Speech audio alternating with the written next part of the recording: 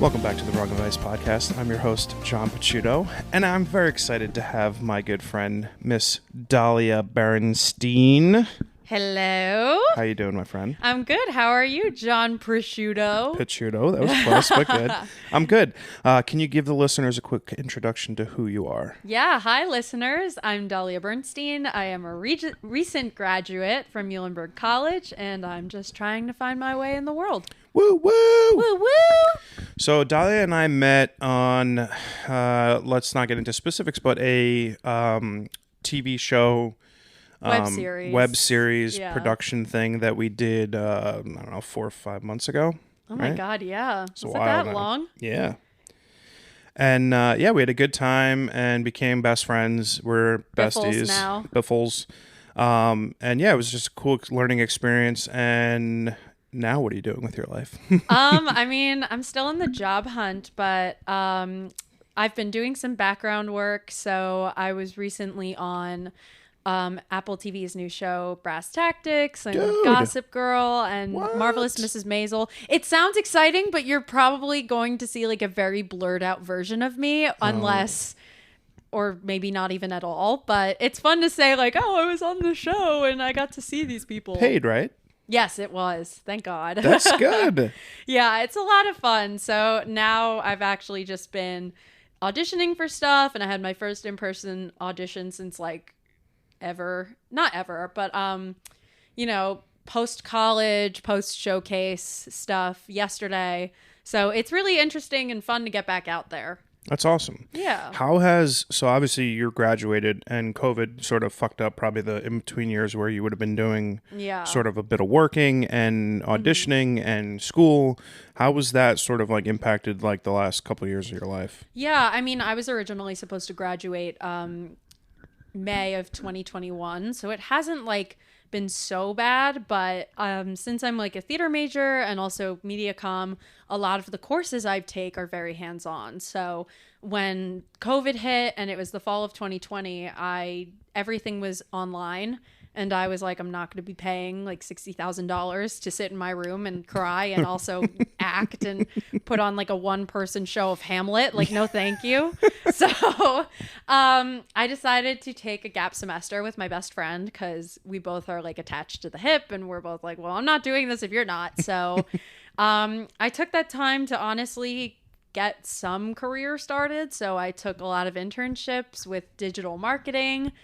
It's fun. I'm not sure if that's what I want to do with my life, but it was really impactful, and I learned a ton of stuff, and I got paid while doing it. So That's cool. Yeah. So I think it really helped that semester was taken off. And then by the time I went in for spring, there was a little bit more in-person stuff. And then I was able to like kick ass my last semester. Nice. Mm-hmm. I often harp on my podcast about how, I'm 36, you're 23. So when I was 23, I had no fucking idea what I wanted to do with my life. And let's call it for the next decade from 23 to 33, all I really did was chase money, right? Like try to make as much money as possible and like buy a bunch of cool shit because like that's, what I thought was important. But like, having known you for, 6 months or so now, you've pretty much had your eye on the prize from the beginning. And like, what is that like? I mean, growing up, did you always want to be in theater and acting? Like, is this something that you've kind of always wanted to do? Yeah, I think, since I was little, I mean, my first dream ever was to be the Statue of Liberty. I literally thought that there was a lady painted green who just stood on the island with her arm up for 24 hours a day, 365 days a year. And I was like, I want to do that. But I quickly learned that was not the way to go. I've always loved theater. I have an older sister who's 10 years older than me, actually. And she's an actor, and she's been doing a lot of cool stuff. And seeing that like made me inspired and stuff. And so I took like singing lessons, dance kind of. I don't know. I'm definitely not a dancer, but No, I do tap. Oh, thank you. Thank you. But yeah, I've always wanted to do theater. Kind of growing up and having people be like, what, you want to live in a box for the rest of your life? I sort of not switched gears, but I was like, let me add something to that. And that's kind of where media communications comes in, because as you know, I like to talk. Yeah. Podcast is a perfect place for you. Hence why I'm on this podcast. But, it's such a broad major. And so for a while, I thought maybe marketing is what I wanted to do, or social media. And I think film and television production, hence where we met, has been like a recent development in my life, if that makes sense. And I'm, realizing that there are certain things about that I want to go into, whether it's production or development of shows. So I'm still sort of doing, what you did at 23, where you're trying to figure out like what you want your life to be like. So I'm still doing that, but in a different sense, Yeah. Do you feel pressure to have a certain level of success? I'm not sure how successful your sister is, but like based on like things that she accomplishes in the field, do you feel pressure? Absolutely. Yeah. You know how many like up and coming stars there are that are like 19 or 25? Like, well, real stars or TikTok stars? No, real stars. I mean, like Timothy Chalamet. Oh, Timmy. Timmy. We actually have the same birthday, by the way. Oh, happy birthday, Timmy. Timmy, December 27th. We're both Capricorns. Oh, I think that's why we initially became friends, because I am December 17th. Right. We have similar sun signs. I don't know what your rising and moon signs are, but... I don't know what any of that means. Oh, well, your rising sign, here's a little astrology lesson. A rising sign is how you appear to others. Okay. And like first impressions, and your moon sign is like your emotions. Ooh. So we could calculate that after the show. Yeah. Leave is your that where like you listeners need in to know what suspense. time I was born? And Yeah, in the city. It's funny because like websites are like, what city/village were you born? And I'm like, I love to say that I was born in the village of Tokyo, Japan, which is actually true. You were born in Japan? Yeah. Wow. My dad and my mom moved there with my sisters in, 1994. And they lived there for 5 years because my dad worked there. And then I was born in the last year and then went back. And no, I did not come out of the womb fluent in Japanese at all. So people always ask me if I'm Asian or if I'm Japanese. And when I say no, they ask me if my parents are. And then they kind of go down the line of like grandparents, great grandparents. And I just have to be like, no. That's very bizarre. And being that you don't have any Asian characteristics at all. So that's very peculiar. When you like, so the creative career for me is super new. And it's got a lot of highs and a lot of lows, and it takes time, right? So have you built in sort of like a timeline for how you like measure your success in your career? Because it could be something as quick as it changes tomorrow and it might take 10 years. So how do you like sort of deal with like that sort of... I'm still trying to figure it out, to be completely honest. I mean, I have a lot of imposter syndrome, and it's really hard for me to celebrate successes personally. When something really good happens, I tend to just be like, oh, well, it's probably a fluke, or I'm waiting for the other shoe to drop, and I'm trying not to do that anymore. Yeah. So, yeah, I mean, my goal for right now is to find a flexible part-time job that works with auditioning. That is something I'm passionate in, because the last thing I want to do is like be miserable while participating in this soul-sucking career. Yeah, right. So, yeah, and I'm trying to just be easier on myself, and like I know my position in life is going to be different than so many other people's, and just not giving myself a hard time because I'm only 23. I need to remind myself that. It was funny. I was going to say, sorry, you are young, and it is surprising to hear that you have imposter syndrome at a young age, like almost before anything started. So I feel like it's happened. I mean, it's been like that for a while, to be honest. It's weird to say, like, I'm an actor, and it's like, oh, like, what have you done? And it's like, oh, well, I don't know. I studied theater in college. I mean, that was one of the first pep talks. My actual classical text professor, Troy Dwyer, he's amazing. I love him. If you're listening to this, Troy, I love you. But anyway, my freshman year, I remember sitting in the auditorium of one of the theaters, and he was giving this talk being like, no matter what, you're an actor. If you want to do this as a career, if you're studying for it, you are able to call yourself an actor because that's what you are. yeah. Even if you're not doing anything, even if you're just auditioning, like you're still an actor, and nobody can take that away from you. That's important. Yeah, and I was sitting there bright-eyed being like, wow, I have the rest of my life to be this thing.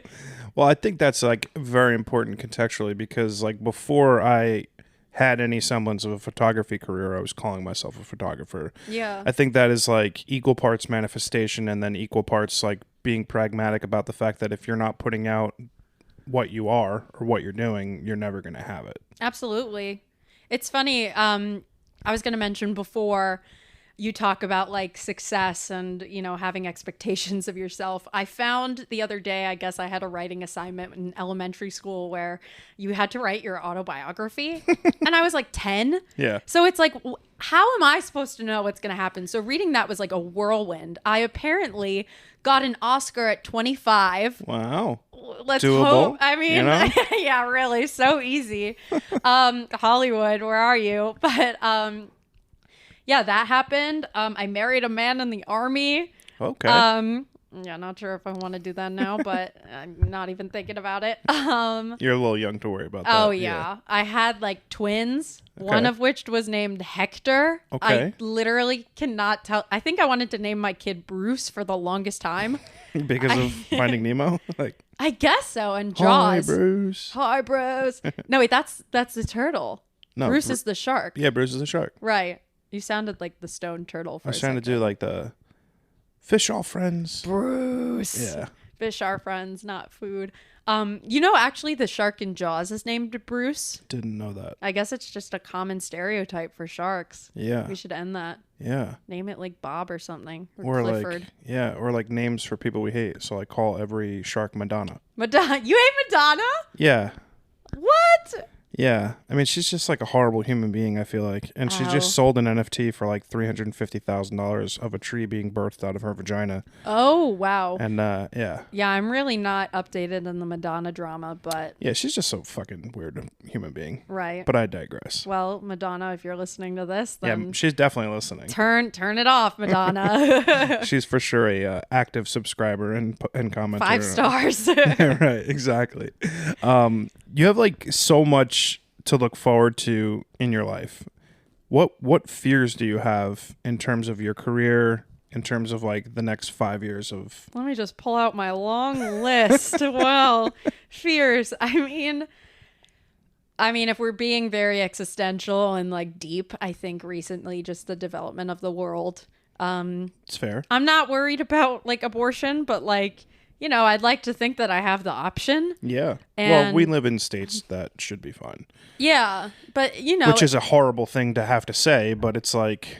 But yeah. it's also just people in general. Like it's just so frustrating that we live in this world where I feel like we're just turning back time and not even for good reasons. No. Like, you know, we could be, I just remember like as a kid, I loved going to Cheeseburger because I loved like the 80s vibe and aesthetic. Like that's what we should be going back to. Yeah. Like we should go back to those cool cars and like songs, but no, we got to go back and be racist and all that. Like I don't want that. No, I listen, I give you a lot of credit because when I was 23, I was very much not focused on anything that was going on in the world. So like to consider like fearful about like what's going on in society at a young age, I think is an incredible sort of feather in your cap. So like kudos to you. Thanks. But it is like, it's an exhausting time to be alive because I feel you're like just... we have to be aware. That's the problem. Like, sure, you can choose not to, but everything is being thrown in our face. And, you know, like seeing, like, we're desensitized to it at this point. Yeah. All of the news about the shootings and stuff, it's awful to say,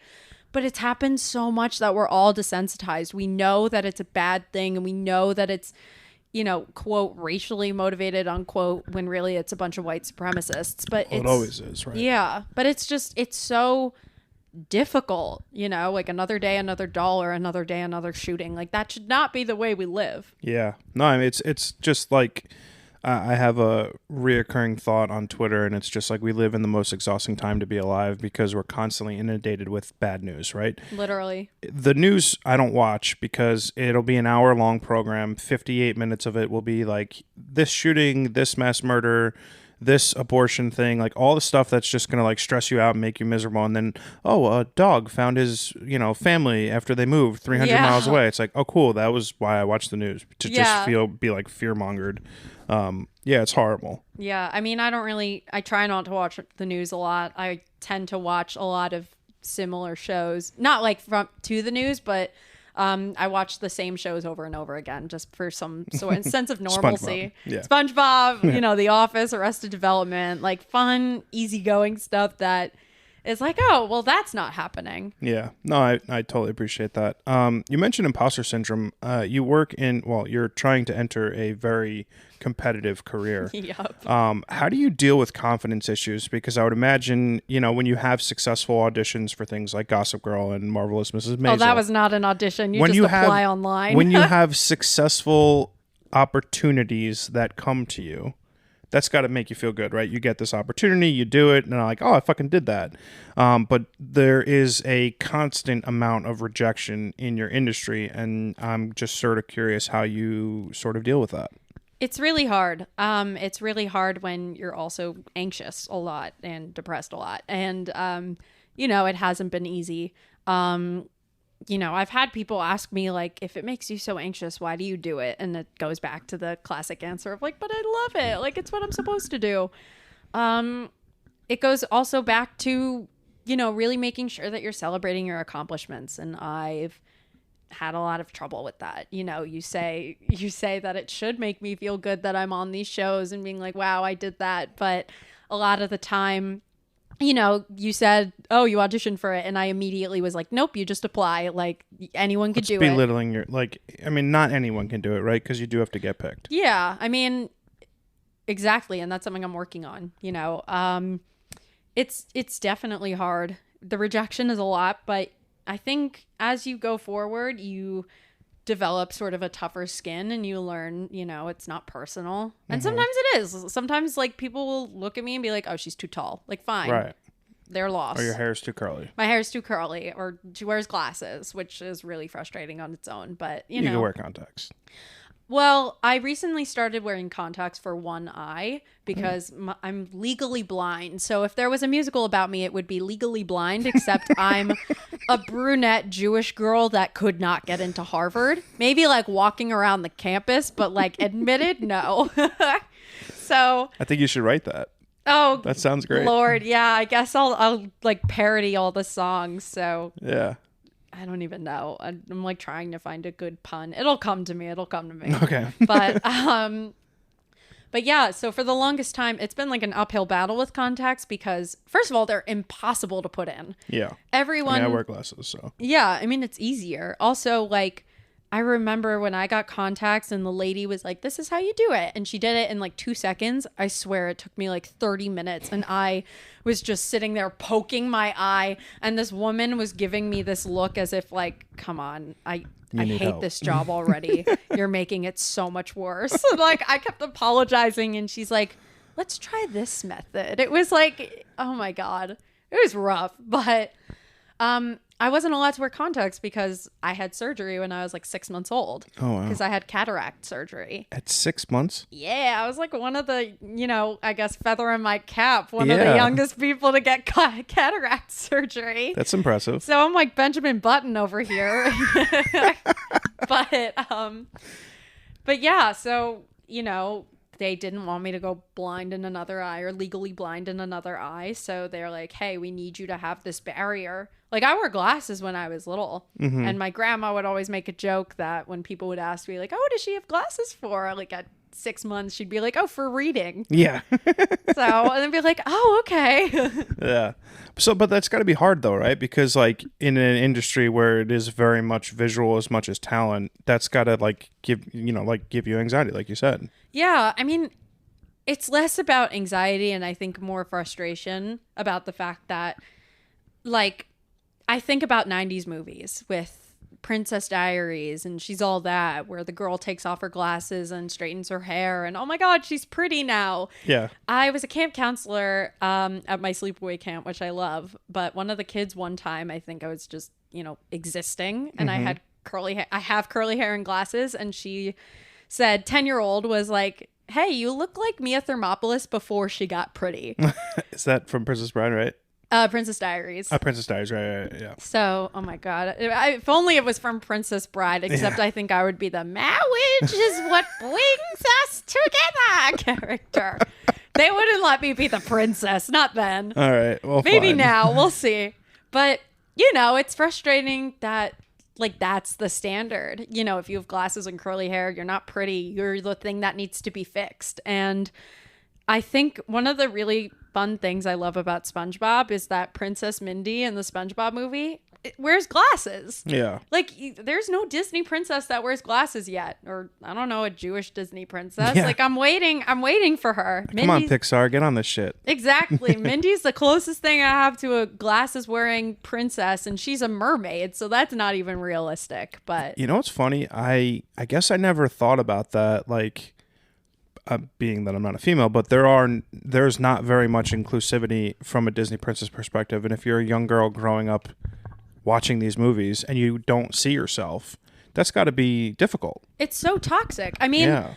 I'm lucky in the sense that, like, I am a white woman and they're constantly being represented. Mm-hmm. But, you know, it's the same thing with, like, princes. Like, I don't know a prince that wears glasses. Or you talk about, you know, like the nerd stereotype and the goofball stereotype, which honestly, when I was little, I kind of wanted to be that. Yeah. So you are very much goofy. I mean, it's why we're friends. I was like a nerd. You make me laugh. No, I mean, no. Both. Why not? Yeah, sure. But yeah, you make me laugh a lot, so I could think that's why we became friends. But like, is that like the quote unquote character that you wanted to play, or is that like how you feel most home? Is the question, right? I think it's both. Yeah. I mean, I love being a goofy, funny character, and I think I'm very at home with it because I love making people laugh. Sometimes if it's to my own detriment, like it's not great, but you know, when I was like in high school, I think a big thing was making self-deprecating jokes, and I still do it from time to time, but I think I really harped on it a lot then because it was like,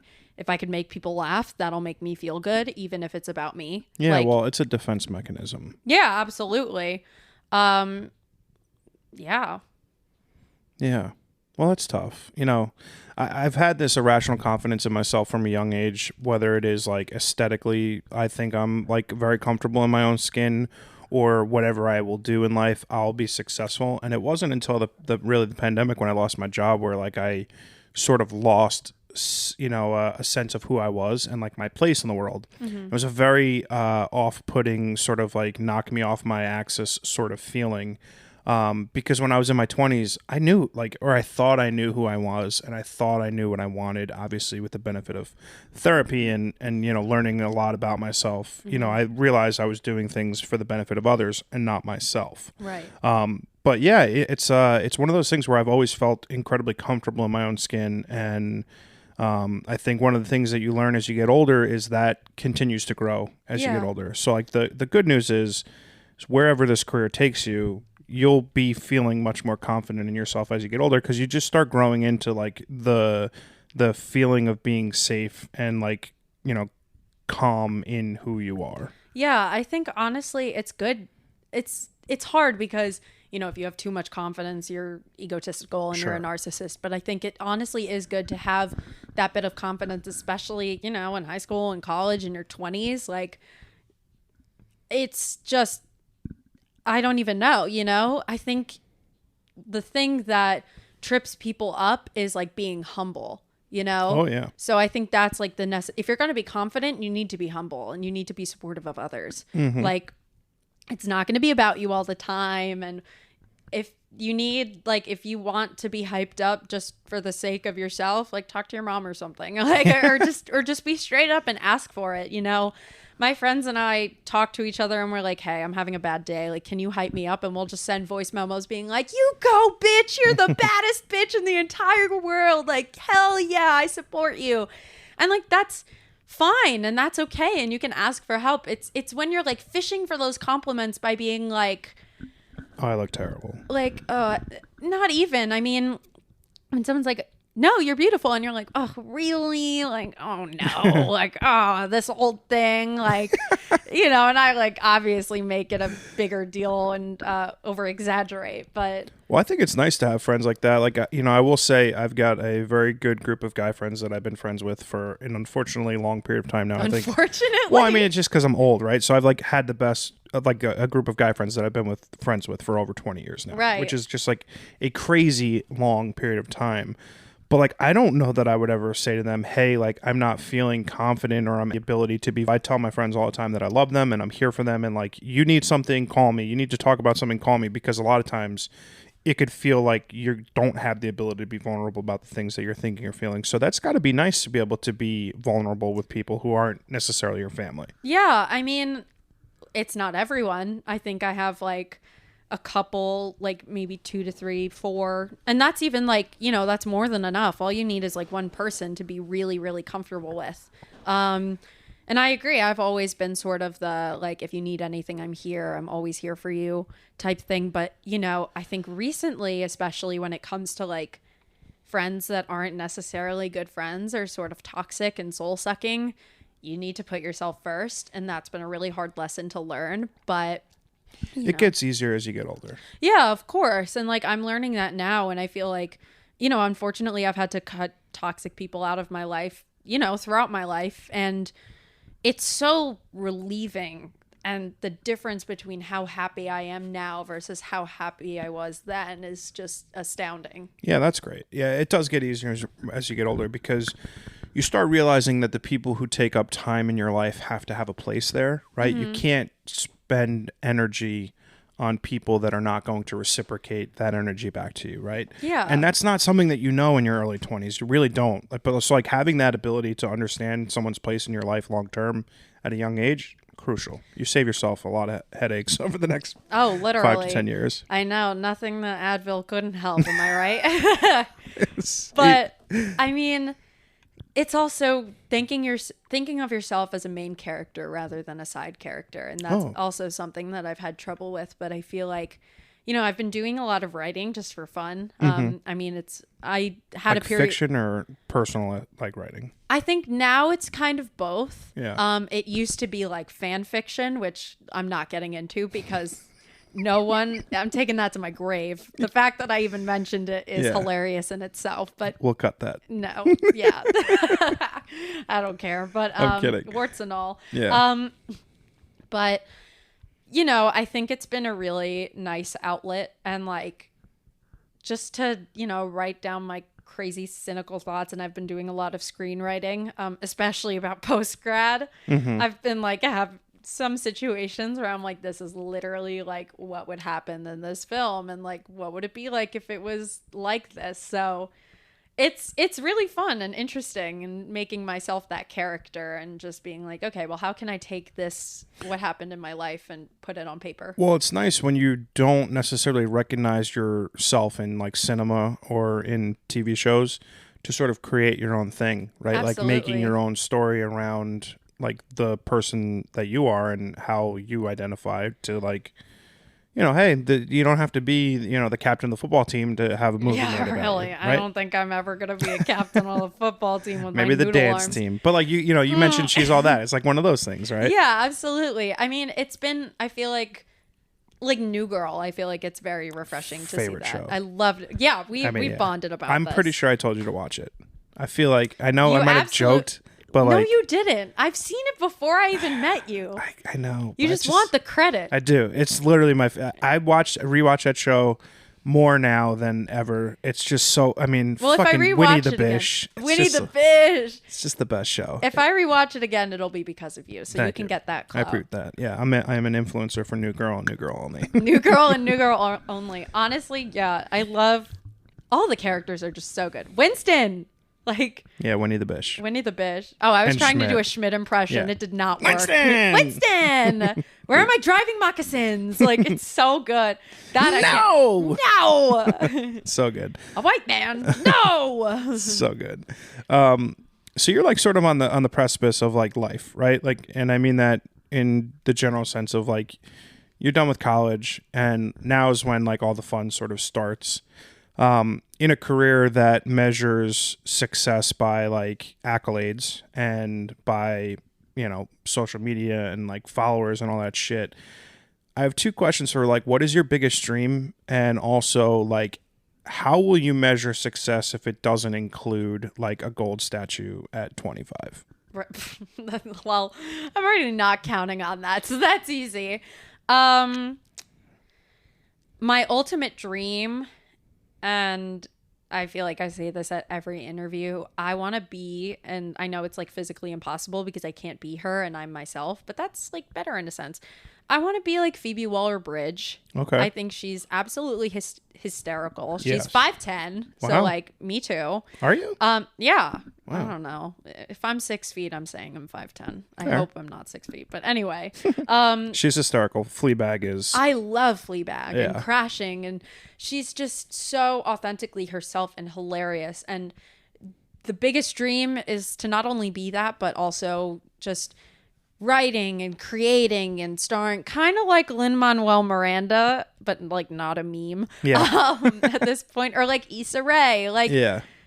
taking stuff from your life and being a showrunner and creating and like wearing all those different hats and starring in it. And I'd love to win an Emmy or whatever, but I'm not holding myself to it. That's because cool. it's hard. Yeah. And I think the biggest thing for success and like measuring that is just being happy. Ooh. Which is hard because it's, I'm Are you happy? What a deep question. I want to say yes and no.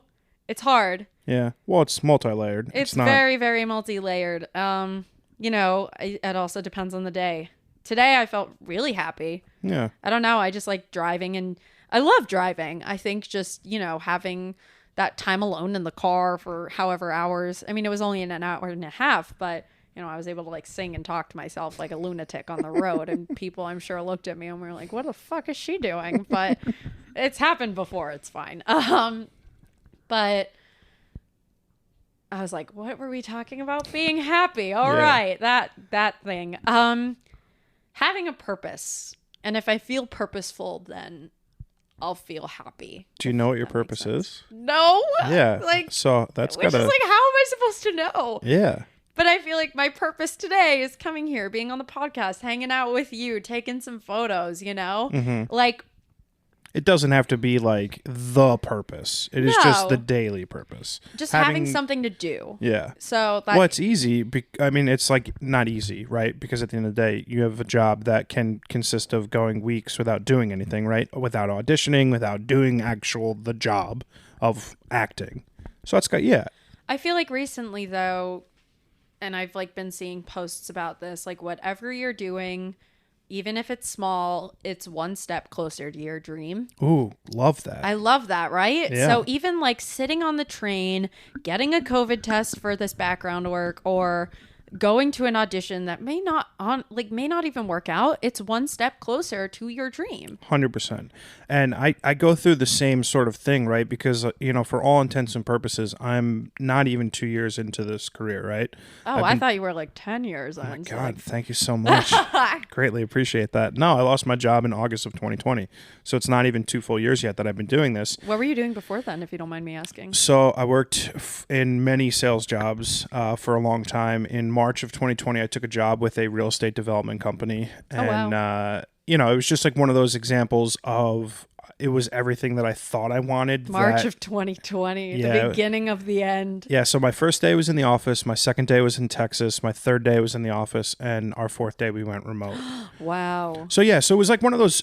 I think when I look back on it now, I have just such fond sort of feelings towards it because it made me realize what I wanted out of my life. Like I unapologetically failed miserably at this job. I was also going through a lot at the time. I was incredibly anxious. I was dealing with depression. I had like a crazy like girl situation that was going on. And like all of these things were compounding. Meanwhile, the world was on fire, right? Literally. The pandemic, like... People sort of forget because we're 2 years out of it. Like there were times in March and April where it felt like everything was going to end. Like, Oh, yeah. there was no food in the food store. There was like, The toilet paper sort oh of my thing? God. Yeah. It was just like one thing after another. So I think being in a new environment at home, anxious, I just failed, right? Like, I Yeah. just didn't do the job well. I didn't get an opportunity to get trained because we weren't in the office, right? So like the learning curve of what was supposed to be like a 2-year on-ramp for the job, basically after 6 months, they were like, we don't have the luxury of being able to bring you along. Yeah. And I was like, cool. Like they, with the benefit of an amazing severance package that they gave me, which was very nice. I packed my car and I drove around the U.S. for like 30 days. Oh, wow. Yeah, 6,600 miles. That's awesome. I shot like 1 million rolls of film, and like I was like, this is what I want to do. You know, like I Yeah. get. Not often in life are you given sort of this opportunity to take a breath and like figure out what's important to you. Yeah. I feel both fortunate and sad that it came so, I don't want to say quote unquote so late in life, but at 36 or 34 at the time, right? It's like I would have loved to, one of the reoccurring themes on the show is like, could 25-year-old John have learned what 35-year-old John knows? Yeah. And my answer is unequivocally no, right? You've got to live life to be able to understand the things that you want, don't want, what makes you happy, what makes you sad, what builds you up. And for me, when I lost my job and I had no sense of identity and no sense of self, it gave me an opportunity to figure out what it was I want. And now I'm living that life. Yeah, I mean, it's so, like, I know we joke about you being old, like, but in reality, you're not old. Just a baby. Just a baby. Oh my God, I do this voice with my cat and everyone makes fun of me for it. I'm like, the baby. It was a TikTok thing, but yeah. Oh, well, I like to say that I've done it first. Yeah. It's funny, I actually wrote a tweet that was like, I've been calling my cat DeBaby since before DeBaby's DeBaby. career. Yeah. Does that make me homophobic? Like, I hope not, because No. DeBaby is very homophobic. I meant it as a joke. Yeah. Oh, didn't know that. That's why he's canceled. Oh, okay. I thought he got arrested or something. Probably both. I don't know. Yeah, I'm not a big rap fan, although the new Kendrick Lamar album is really great. But yeah, I just don't, yeah. Anyway. I don't think I'm old, right? Yeah. I do at times feel old, right? Like physically. Like Yeah. I've got a bruise on my leg. Like, I don't know if you can see it. It's massive. It is like I'll have to huge. come- Yeah. Oh, Yeah. I was like, I didn't do anything. either it's a bruise or like a tuft of hair. I was like, Jesus Christ. I was like, what the fuck did I do? Oh, Where did yeah. it- I mean, where I did- get that too. I know, but I think guess it's you're- different. Yeah, right. So I was like, yeah, no, I'm not old, right? And there are times where I feel physically old, but like in the grand scheme of my life, like I hope I got 50 more years in me. Oh, right? absolutely. I mean, there's such a stigma around turning 30. And Oh, like yeah. both of my sisters are 30 or 33. And, it's like, oh, I'm 30. I got to start writing my will. Like, no, you don't have to. I had a gentleman on my podcast that dropped yesterday, Albert Cooper. He's 86 years old. Oh, wow. He was a lifetime photographer from, a very young age through now, and he knew when he was very young that he wanted to take pictures, but at the end of the day, like I didn't, but I do now. So like I'm going to spend every waking moment I have for the rest of my life taking pictures because it's the thing that I Yeah. love. So if you could discover that at 15 or 55, it's not too late. Of course. I mean, what was it? You talked earlier about, change and like, would 25-year-old John know that this is what would save his life, And it's funny. I talk a lot about who I was freshman year versus who I am now. And sometimes I just wish I could just drop kick freshman year Daliah because she was just so naive and had so many expectations about college and relationships and, expectations that aren't, some of which aren't going to be filled. And that's okay, and it's interesting to see like that life develop. And it's funny because I'm actually like walking the stage and graduating Sunday. Oh, wow. Cool. So it's like I'm closing that chapter of that book and I'm going to put the book on the shelf and I'm not going to look at it for like 30 years. And then I'll take it out and be like, all right, this has so much dust on it, but like, let's take a peek and see what happened then, Yeah.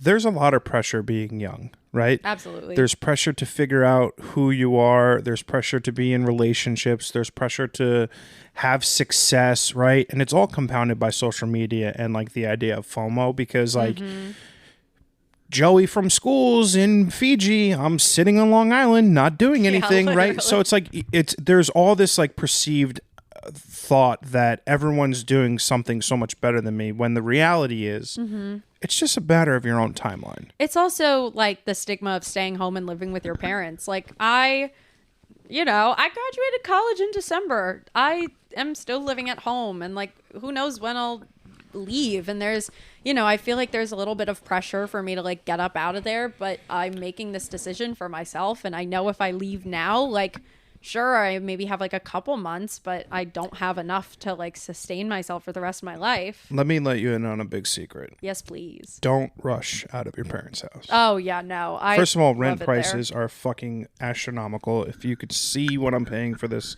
shoebox you're currently sitting in. It's nice, though. Thanks. But yeah, so like I lived with my parents for a very long time. The thought process was right up until about 2020 that I was going to buy my parents' house and we were going to live there forever, put a little addition on and such. And then like, best laid plans. That's not what happened. At the end of the day, do what's right for you. Absolutely. And I'm still, once again, a lesson I'm learning is going at my own pace. It's funny. My mom made this joke. I feel like I've been delayed in some stuff. When it comes to doing things, even like simple things like driving, it takes me a little bit because I need to do it at my own time. So I failed my first driver's test. And, when I was 17, I literally thought that was the end of the world. And sure. I still have a very big fear of failure, but I was 20 and my driver's license or my permit was about to expire. And I was like, there's no way I'm getting this again. Like, I need to just get my license. And so like that pushed me to do it. And now I'm driving to New Jersey or, New York City or whatever. And, it's funny when school got pushed to online and I decided to take the semester off and graduate in the fall instead of last spring. My mom is like, well, I mean, this is a little delayed too. Like, I guess it's just, a pattern. Daliah time. Yeah, exactly. And that's not a bad thing. I mean, I think it's crucial that you're cognizant of that. Yeah. Like at 23, I need a girlfriend because I got to be married by 25 Oh, God. There are always these inherent pressures at a young age to do something by a certain time period, whether it's graduate in a certain period of time so you can get a certain job so that at 25 you could be making a certain amount of money so that you own your own home and you're married by 30. There are all of those inherent societal pressures. So for you to be understanding of the fact that there is no timeline for you, that is going to serve you tremendously in the future. I mean, listen, I'm still a little cognizant of there is somewhat of a timeline. I would like not to have kids right now. Oh my God. I literally hear stuff about like 21-year-olds, 22, 23, 24. Like even on reality TV show, like having kids, and I'm like white knuckling the seat. I'm like, oh my God, like how? I mean, I feel that way at 36. So of you're course. preaching to the choir. That's so valid. And I don't even know. I mean, there are society pressures to do certain things at certain points in your life. But if you don't buy into that and you go about living your life the way you want with your intent, you'll be successful. It's funny because I feel like it's so like ironic or contradictory that like I will be aware of this logically, but I will feel the need to compare myself to others and be like, oh, well, this person is doing this and I'm doing that. So it's like... But that's social media. Yeah, exactly. I mean, mind over heart or whatever. And, I love trashy reality TV shows, and my mom is sometimes subjected to it because I'll watch them in the living room. But the most recent one that I saw was The Ultimatum, which is like hosted by the Lachey's, which also did Love is Blind. And I'm like 99% sure that these two people just pilot shows that are destined to fail, like experiments that are destined to fail for our own enjoyment, which like, thank you, because it really does make me feel good about myself. I agree. But there are these like 24-year-olds that are like, I need my boyfriend to propose right now or else I'm leaving. And I'm like, oh my God, like, can you imagine? No. And like, how the fuck do you know what you want to have at 24 when most people don't know what they want to have at 34? Exactly. And like, listen, if you want to have a kid at 24, like, props to you. Like, you do whatever you want, but it's just interesting. Like, you asked me about like my personal goals and career because I have somewhat of a vision for it, but like, you also need to make room to know that life is going to throw some curveballs and things are yeah. going to change. And sometimes I'm a little worried about that. You know, I have this idea that like, what if there's a point where I don't want to do acting anymore and I quit? Like, That's will okay. that's okay. But, you know, I still have those little thoughts of like, does that make me a failure? Because I'm trying and then I like, Sure. couldn't happen. You know, the biggest thing that drives me crazy is this belief that failure is a bad thing. Yeah. Failure sucks, right? Yeah. Like nobody goes into something saying, hey, I want to do this and fail miserably at it. Obviously, nobody says that. But there's absolutely nothing wrong with failure. It's No. going for something that you want and not getting it. How many people are 100% successful in their life? Absolutely. Absolutely nobody. I mean, like, there are people who are inherently successful, but I'm sure they've failed along the way, right? Like, Oh, yeah. success happens after you fail a million times. Like, you have to, like, give yourself space to learn and live and understand that you might not win a fucking Emmy, right? Yeah, exactly. But that doesn't make you a failure. No, It just of makes you course. not successful in this one thing. Of course. And I mean, even so, like, listen, there's like a small percentage of people that do win Emmys and Yeah. like that doesn't define your career.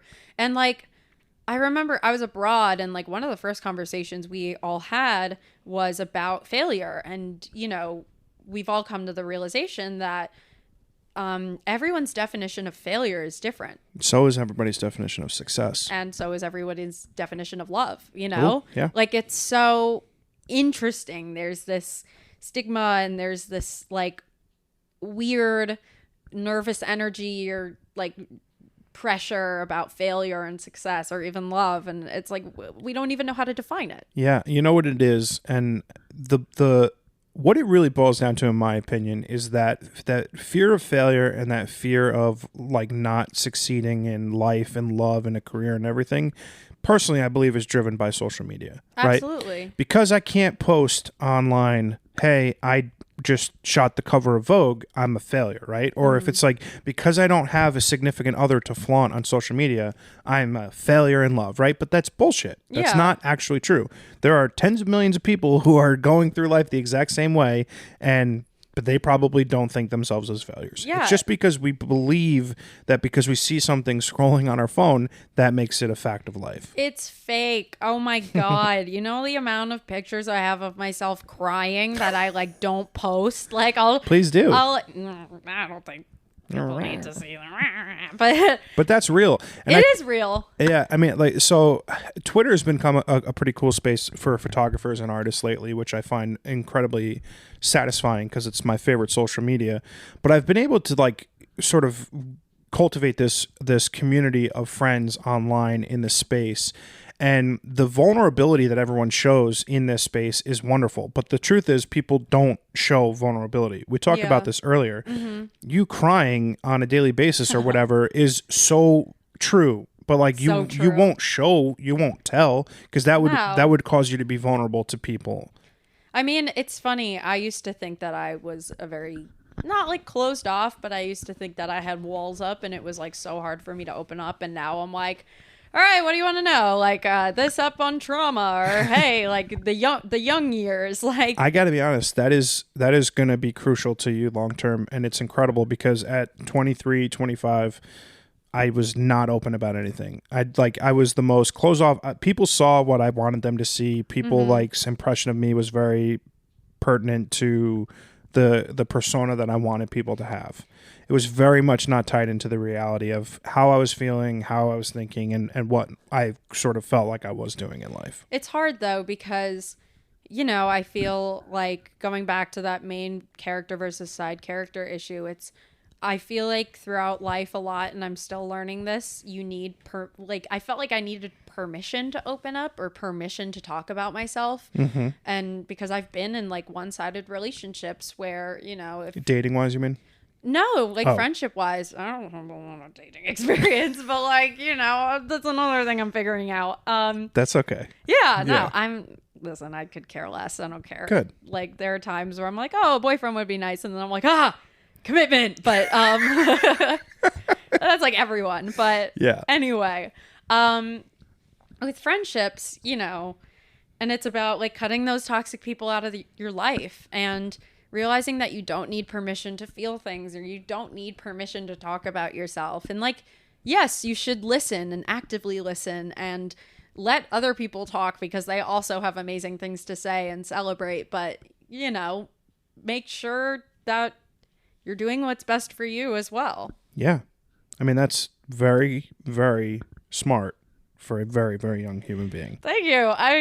I feel very thankful for like my mom. I would like to thank my mom. See, you're already practicing. I know. Well, she was like, you better thank me or else I'm going to disown you. She didn't say that. But anyway. I think that's fair. My mom is very emotionally mature and just so, oh my God, what's articulate. And, you know, she just is such a good person. And like, it's very biased because, you know, she's my mom. Sure. But I see the work that she does. Like, she is currently working at a Holocaust Memorial and Tolerance Center, and she's not getting paid, but she works so hard. Mm-hmm. And she deeply cares about the mission and the people there and the survivors that she'll interview and like the children that she's teaching tolerance to, or, you know, the Holocaust. But it's just, and she's so like, she recognizes the good qualities in me, but she also recognizes the realistic things. And I'm so thankful for that because it makes me aware of like stuff I could be better about. Yeah. Well, that's nice. I mean, like whether that's a parent, a friend, brother, or sister, being able to have like open and raw conversations about who you are and like how you can better yourself is crucial. Yeah. I mean, my mom and I have been like super close since I was little. I mean, like, is that because you're the youngest, you think? Yeah, I mean, it's hard. My parents are divorced. Mm-hmm. My dad lives in Hong Kong. Oh, wow. So, yeah, he lives in Hong Kong and he's moving to Japan, I think. So, and especially with COVID, he's actually coming in tomorrow. And I haven't seen him in like 2.5 years because of COVID. Wow. I mean, I've seen him on the phone, but. Yeah. So with my mom, like I've spent a lot of time with her and I've gotten that like close-knit relationship, and I've never really had any problems with her. You know, I've never really had any growing pains. I always felt like she was someone I could turn to when things get rough or just be honest about. And I'm very thankful for that. Yeah, that's awesome. I mean, I think one of the great cheat codes in life is understanding emotional intelligence. And like, as you're able to get older, your ability to recognize how you feel from an emotional standpoint is incredibly important. Mm-hmm. And I'd say it's a cheat code because if you have the emotional intelligence to understand how you're feeling in a certain situation and you can articulate that to another person, it will serve you massive dividends throughout your life because you will know what you're putting out and what you're wanting in return. And I think a lot of times people spend, you know, a lot of their life sort of going through without understanding what's important inside, and you're more reactionary than like coming from it from a place where you know yourself to be like a certain way. Yeah, it's really interesting to see like the different lessons that you can take from people. Yeah. So like with my mom, it's very much emotional intelligence. With my dad, it's you need 500 connections on LinkedIn, you know? Yeah. So it's interesting. And then with my sisters, it's you know, being persistent and resilient and chasing after your dream, but also making sure you have fun and a social life and making sure you're happy. And you know, being here, it's, you know, life is gonna throw you some curveballs, but that might be for the better, and change is good. And totally, because it looks like you seem really happy, and like what you've been saying to me, like it sounds like you're living somewhat of a dream. I am living my best life. Exactly. Unequivocally. And that's like all we could ever want. Yeah. I think the important thing, if I was sitting in your side of the couch and I was like 23 years old, understanding that I'm on chapter like 5 of my life and not chapter like, you know, 80 or whatever, right? Really. So like understanding where you are in relation to your life is important, right? Like I joke all the time, like I'm old. I'm not. Mm-hmm. I'm not even halfway through my story, right? So like if you're reading a book and you're not even halfway through yet, what are your thoughts? Like, oh, I got a lot more to read, right? Yeah. So that's the way I look at my life. I am lucky to be here. I'm lucky to have this podcast. I'm lucky to be able to shoot people for a living, like photography, not... I was literally about to say ruh-roh. Yeah, ruh-roh. Not great timing for that one, but you know what I'm saying? Like I'm lucky to have discovered the things that I love most in life. And I don't know that everyone has that. And like maybe some people do. But for me, it came super late. But I'm super thankful for that. It's only the beginning. Yeah. I like to spend the last bit of every podcast doing sort of like a Q&A. Ooh. Some are super easy. Some are a little bit more in depth. Oh, but goodness. my first one is, and this might be hard for you, what's your favorite movie? That is hard. I have a bunch. I guess some of my top favorite movies is, I'm such a child. I love the SpongeBob movie. And I think it's especially accurate for right now. Not that I'm like going into like really dangerous parts of town and defeating monsters and getting a crown for some king, but you know, SpongeBob is very much treated as a kid. They say you're a kid, like you can't do this, you're a kid. And I think especially with like trying to go into the workforce, it's like, oh, this is an entry level position, but you need 10 years of experience. Yeah, like, it's ridiculous. You know, and people just kind of look down on the 23-year-old who just graduated because they're just a kid. Yeah. But, you know, kids can do really, really cool things. Yeah. And Like I start love being a trillion-dollar kid. companies. And Yeah. And so there's that. I love Greta Gerwig. Yeah, we talked about this. Yeah. Like Greta fan club. Greta, if you hear this, please direct me. Like, I'll be an extra. I don't care. Like, I love Lady Bird. Yeah. I think it's just great, and it's offbeat, and it's just so funny and real. What else? There's tons. I mean, I love Ari Aster too, like Hereditary and Yeah, oh like my God, so Midsommar. fucked up. Yeah. Oh my God, did I tell you that I watched both of those movies stoned? Oh my God, why? Why not? I mean, I watched Midsommar with my two sisters and we were all high and it was life-changing. And then I watched Hereditary alone in my basement stoned and that was horrifying. Obviously, yeah. So like never again. It's one of those things where like I appreciate it and I love it, but I can only watch once. Yeah, so Hereditary is so fucked up. I thought Midsommar was like a better film, and Hereditary is just like, I'm going to freak you the fuck out the entire time. Yeah, Hereditary's horrifying.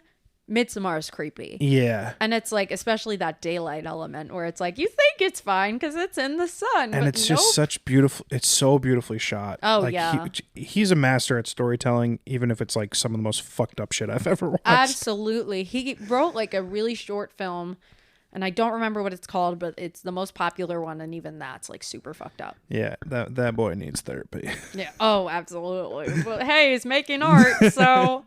What's your favorite book? The Bible. No, I'm kidding. I was like, you're Jewish. What? I know. The Torah. That's so hard. I feel like I haven't read a book in forever, and I need to do that. I think I've been getting into like memoirs lately of like entertainment people, and I feel like reading that has been super inspiring because I get to learn about their failures and like their success stories. So the one I really enjoyed the most was Anna Kendrick's Scrappy Little Nobody. Fuck, I love her so much. I love her so much. Dream girl. She's the best. And she's dating Bill Hader, which I love. I love Bill Hader. I feel like it's a weird combination. I mean, they're like 20 years apart. Maybe not. Not 20. even because of that. Yeah. I just like. But they're both very funny. I don't know. They're hilarious. I love Bill Hader. If you want to talk about TV shows, Barry is good. Absolutely amazing. I don't know if you're caught up, but I'm not. I haven't started this season yet. Oh, it's good. It's really good. There's so much and so little happening at once, you know? It's great storytelling. But I think I had a period of time where like The Catcher in the Rye was like my favorite book. I've got a copy of it over there.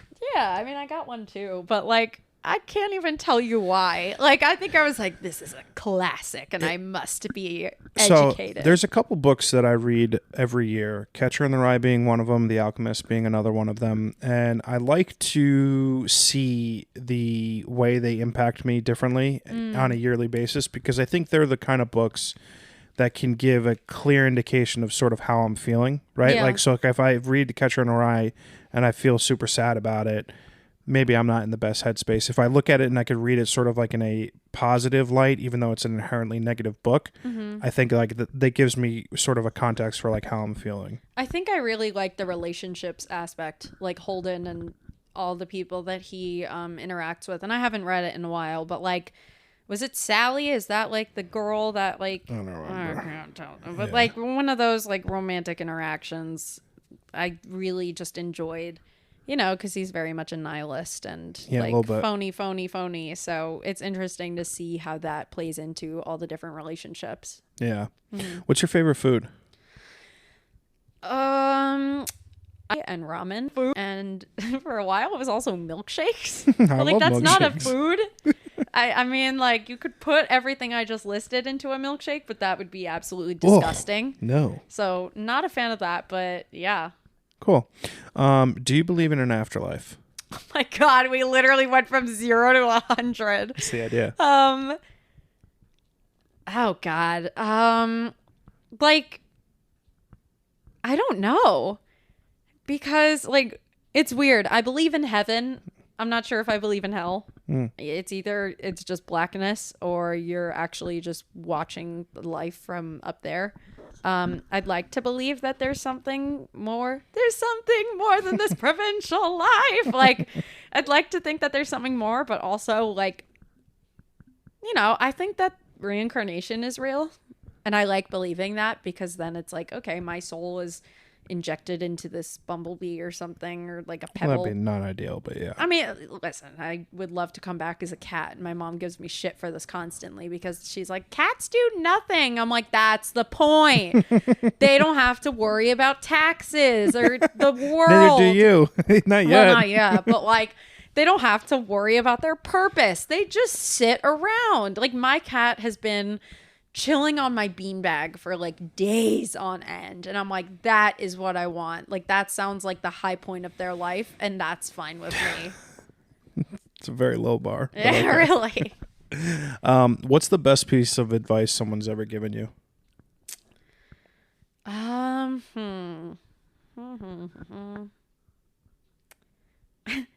I have like a fake answer and a real answer. Give me both. So the fake one is when I was in elementary school and I was on bus 4, which was literally the cursed bus. It caught on fire one time. Yeah. And we like, it started catching on fire when we were off the bus. But yeah, I rode home in a police car and I got a Webkins, which this is the one thing I remember from that. But yeah, and it would break down constantly. But, we had this bus driver who every time we would stop for school and he would open the doors, he'd say, study hard and behave, which like true. Yeah. Study hard, behave. A good attitude gets you a really long way. And then I think for the more serious one, most recently, and I'm sure there are so many others that I just am missing.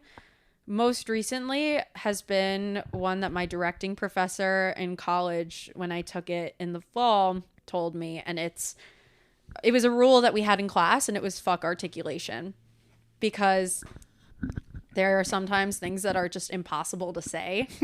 And like, you know, you've heard me like trip over my words tons in this podcast, but you know, take your time. That is also a big one, especially with articulation. Like, if you are finding a way to articulate your thoughts, you know, you're allowed to take that deep breath. You're allowed to think. You're allowed to even just say what's on your mind in general. And hopefully it's the office quote, like, sometimes I just start talking and I have no idea where it's going to go, but I hope it leads me somewhere. Yeah. And, you know, sometimes you have to just ramble in order to get to that little nugget of truth. But and I think, yeah, so fuck articulation, but also take your time. And I think that's a big message right now. I think take your time is a really important point. I think in a sort of tech world that we live in where read receipts and, you know, speed to respond is like put at a premium, being able to take a breath and like formulate the thing that you want to say, whether it is for a job, a significant other, a family member, whatever the context is. Yeah.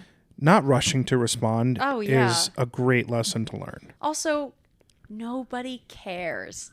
That's a huge thing I'm learning right now.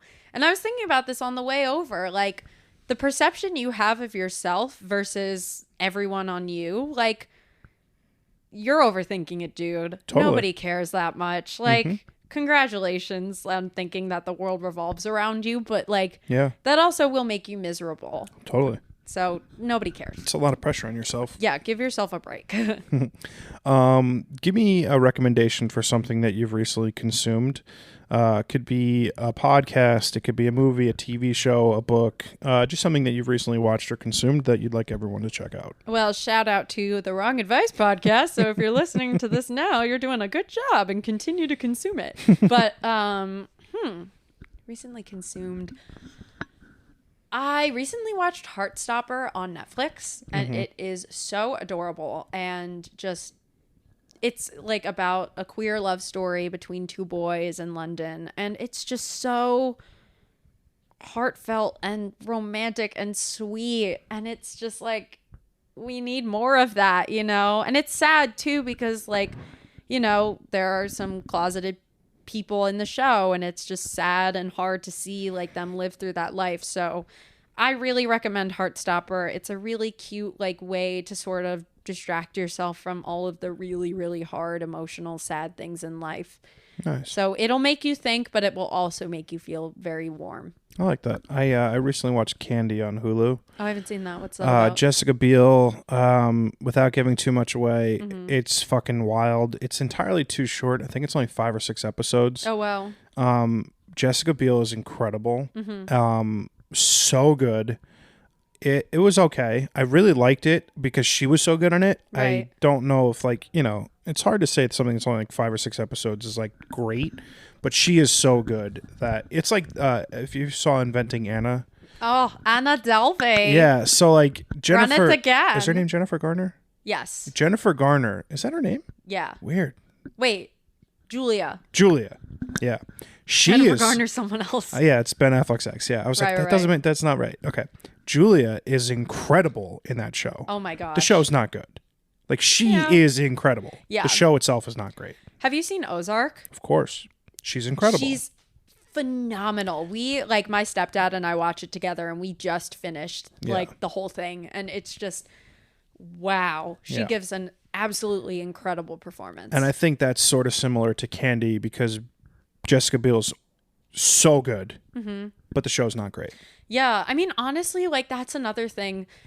If we're talking about things that like keep us going, I love watching insanely talented people. Like watching Ruth Langmore, her portray Ruth Langmore in Ozark makes me like, wow. It's inspiring. Like, I want to be able to do something like that, or I want to be able to play a character like that, or just, you know, I remember I have a vivid memory when I watched Bedtime Stories with my mom, and then I came out of the theater being like, I want to make a hotel that's like each room is a different theme, you know? Yeah, absolutely. Yeah. Daliah, I love you. I think you're just such a wonderful, charming human being, and I love you too, John. I'm so glad that we became friends. I'm so glad we're biffles. Biffles. I have a very cheesy line. If you've been on my podcast, you're part of my family, so welcome. Aww. I'm super appreciative that you came out today to be on the pod, and thank you. Looking forward to so much awesome shit you've got coming on in your future. You'll be the first to know, and I can't wait to brag that I was on your podcast and had photos. We were talking about this yesterday. Like, oh my god, I was photographed by the John Picciuto. Picciuto. I didn't know if it's that or Picciuto, but it's okay. Picciuto. Well, fingers crossed it happens for both of us. True. Thanks so much. It's just the beginning. Thank you. Take care. Bye.